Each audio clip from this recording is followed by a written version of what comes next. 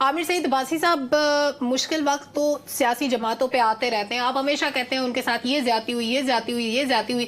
ज्यादतियां सबके साथ होती हैं, सारी जमातों की क़यादतें भी बन रही हैं जेलों के अंदर, उनके साथ भी जुल्म हुए हैं, उनकी खवातीन को भी मारा पीटा गया, सारी चीजें हुई।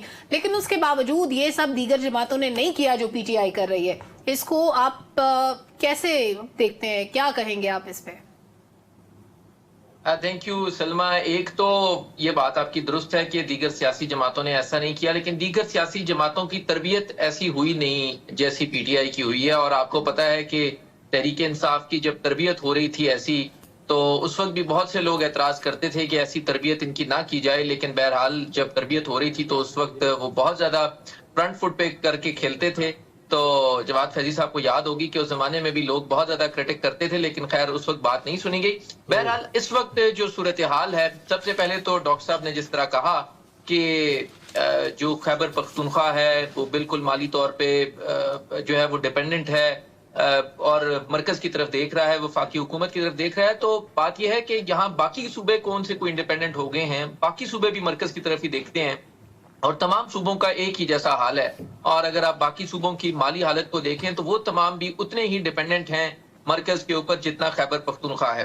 और दूसरी बात डॉक्टर साहब ने की कि शायद अली अमीन गंडापुर पर 25 मुकदमे हैं। तो यहाँ पर आपको पता है कि शहबाज शरीफ साहब जब प्राइम मिनिस्टर बन रहे थे तो उस वक्त भी उनके ऊपर 8 करप्शन के केसेस थे। आसिफ अली जरदारी साहब सदर बने हैं, अभी 5 उनके रेफरेंसेज है करप्शन के, जाली बैंक अकाउंट्स के।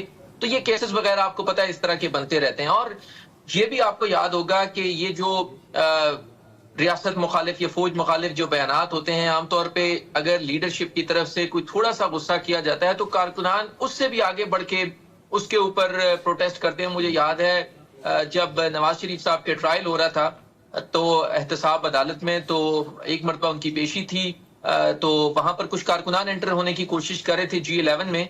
तो हम वहां मौजूद थे। वहां पर जब उन्हें नहीं एंटर होने दिया गया तो उन्होंने फिर जल्दबाजवा के खिलाफ नारेबाजी कर दी और फिर उन्हें उठा लिया गया और उनके खिलाफ कार्रवाई हुई। और ये इस तरह की जो एक्टिविटीज हैं वो कारकुनान, आपको पता है जब चार्ज होते हैं, जब उनकी तरफ से प्रोटेस्ट होता है या उन्हें ये लगता है कि उनके जो कायद हैं उनके साथ कोई ज्यादती हो रही है, तो वो फिर अपने गुस्से का इजहार करते हैं। ऐसा नहीं होना चाहिए। बहरहाल ये तमाम सियासी जमातों को अपने अपने कारकुनान की तरबियत ऐसी करनी चाहिए कि वो ऐसे सख्त बयानात या इतनी सख्त बात ना करें जिससे हमारे इदारों के खिलाफ बात हो। दूसरी जो आपने बात की, अनवर रजा साहब जिस तरह फरमा रहे हैं कि बहुत ही ज्यादा जो है वो आगे बढ़ गए हैं। बाकी सियासी जमातें भी जब जब उनके खिलाफ केसेस होते रहे तो वो भी इतने ही आगे बढ़ते रहे। आपको याद होगा आसिफ अली जरदारी साहब कहते थे कि आप 3 साल के लिए आते हैं, हमने यहीं पे रहना है, और वो भी ऐसे ही कहते थे कि हम आपकी ईंट से ईंट बजा देंगे। मुझे याद है नवाज शरीफ साहब एक मरतबा एहतसाब अदालत में आए और उनसे हमने बात की तो उन्होंने कहा कि ये देखें ना, ये मुंबई हमलों का मामला था, ये कैसे हो गया।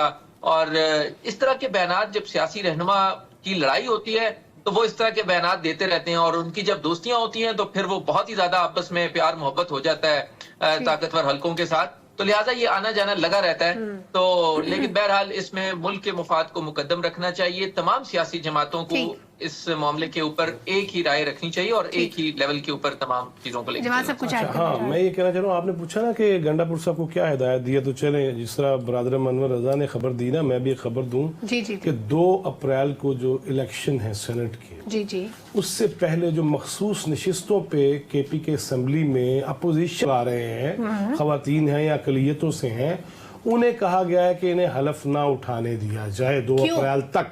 अगर वो आ जाते हैं, हलफ उठा लेते हैं, तो फिर KP के असम्बली से सेनेट की जो नशिस्तें हैं उसका तवाज़ुन बिगड़ता है और PTI की कम होती हैं। और अगर ये नहीं आएंगे तो PTI की नशिस्तें ज़्यादा आएंगी। ये उनको टास्क दिया गया और इस पे आगे चल के देखिएगा, अदालती दरवाज़ा भी खटखटाया जाएगा, जंजीर अदल भी हिलाई जाएगी और इस पे आपको एक नया एक एहतजाज भी मिलेगा पेशावर के अंदर और मुख्तलिफ। यानी ये मुफाहमत की बातें मामला ठीक करने की बातें सारी कागजी है, अंदर से उन्होंने प्लानिंग पूरी रखी हुई है कि अगर उन्होंने क्या करना है, स्ट्रेटजी क्या होनी चाहिए। वाकई आपने खबर दी। छोटी से वापस आते हैं ट्विटर की बंदिश पे, बात करें, हमारे साथ रहिए।